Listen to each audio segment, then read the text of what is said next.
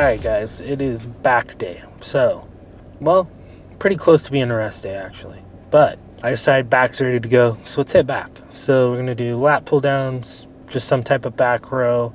No deadlifts on this back day. And then I don't know, I thought about doing like the T-bar rows, but I don't know. I think I'm just gonna go with just more of a basic lift today. Just more of just the pull downs and the back rows, because it's like, especially in your like dieting down phase, 6 hard sets is enough, right? If I was like full bulk mode right now, eating a bunch of stuff and just going as hard as I could, I'd probably go like probably add like 8 to 9 or 8 to 10 sets to failure, like really hard heavy sets. But other than that, it's like you don't need as much as people.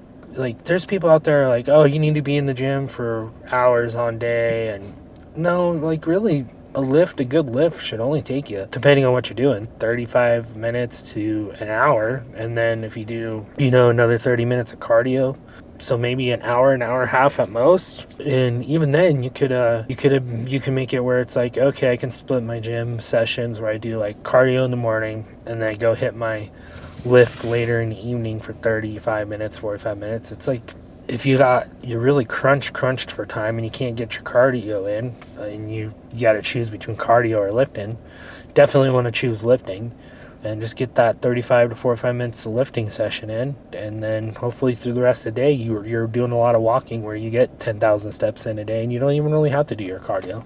I still highly recommend cardio just because it's good for your heart health and all that stuff. Overall, it's just really good for your health. But if you're really truly timed crunched, meaning like you work 12 hours, you have a family, you have kids, all that stuff. If I had to choose between when losing weight, like if you're on a weight loss journey and you're like, man, I'm a police officer, I work 12-hour shifts, sometimes 15-hour shifts. Hopefully your department has the rule where you can go take an hour to lift or work out, because most departments are now, because cops are just getting so unhealthy because of the how long they work and all that stuff. But if they don't, hopefully you can go back or get off shift or before shift, take that 35 minutes to 45 minutes to get a lifting session in. Lifting, you'll burn calories, you'll keep burning fat and stuff. I think it's like up to 48 hours after your lift. And then two, it's like, then you can do your cardio on your days off. You know what I mean? Days off, you can hit a cardio session.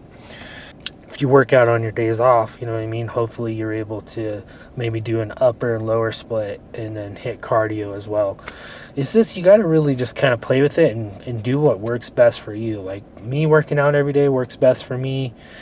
And I really like my routine. I really like what I'm doing. Works best for me. Might not work best for someone out there.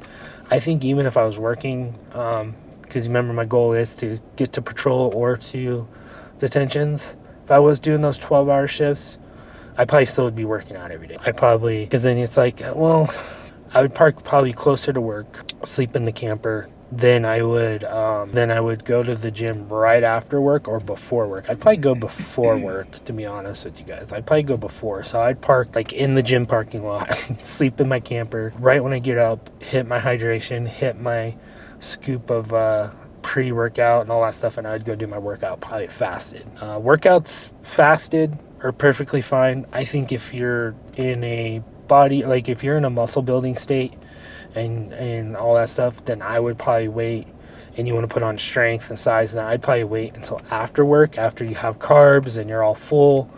I think your lifts are just much better than when you're fasted. But if you're in a dieting down phase, I don't see, you can go anytime, honestly. You can do your lifts fasted. It doesn't really matter when you're in a dieting down phase. We're still, update on the weight, we're still juggling like crazy. Now I'm up to 217, and then tomorrow, guessing with how the scale is going, I'll be 213. It's like all over the freaking place right now. So hopefully, like I said, in the next week or so, we'll just kind of swoosh down past that 210. This is what happens for some reason. I get stuck for like a week or a couple weeks like this, where I'm juggling like that, and then all of a sudden I go under.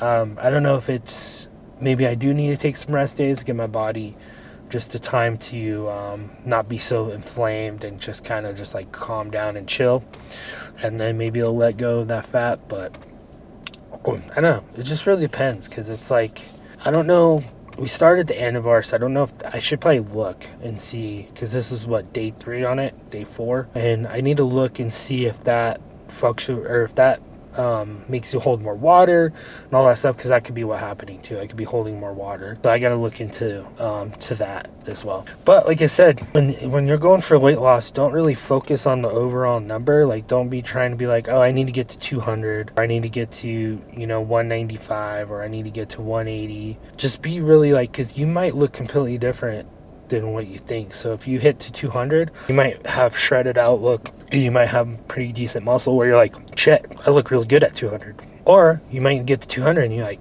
man, I still look like shit. I still got a lot of fat on me. I got to cut down another 20 pounds. So it's just really just, you want to just base it off how you look.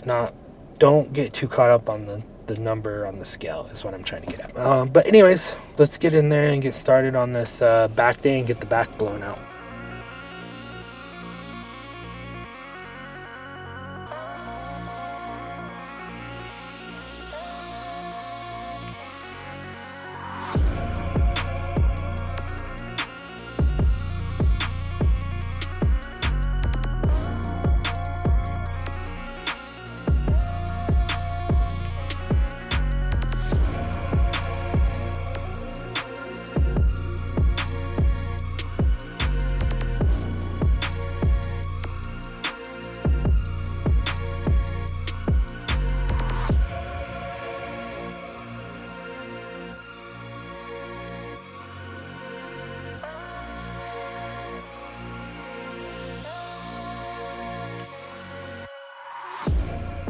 Alright guys, pretty good freaking lift. I did go heavier, so I'm gonna definitely have to take a rest day coming up, because I went a little bit heavier than I probably should have. Just was feeling it. I don't know if it's the handlebar. I just feel more pumped, more harder, if that makes sense, and just feeling more solid overall. And the pumps are pretty good. So I'm guessing it's either because of the refeed day we had a few days ago still, or it's just the handlebar. So I do think I'm a hyper responder to this kind of stuff. When I do, like, when I first started taking tests, at like low doses too, just to keep my levels around 800, I took off pretty crazy, and like you could see like this. I don't know, I think I am a hyper responder to stuff, so that's pretty good. But like, look at that looks like crazy right now, but pretty good lift. Let's see how we're looking, because you gotta understand, I'm not blasting this stuff, so I'm kind of interested if I were to like go on like a crazy heavy cycle that most people, like bodybuilders, take, how I would be. I don't know. I just kind of don't want to do that and like risk my health. That's why I've been just like microdosing or taking it in lower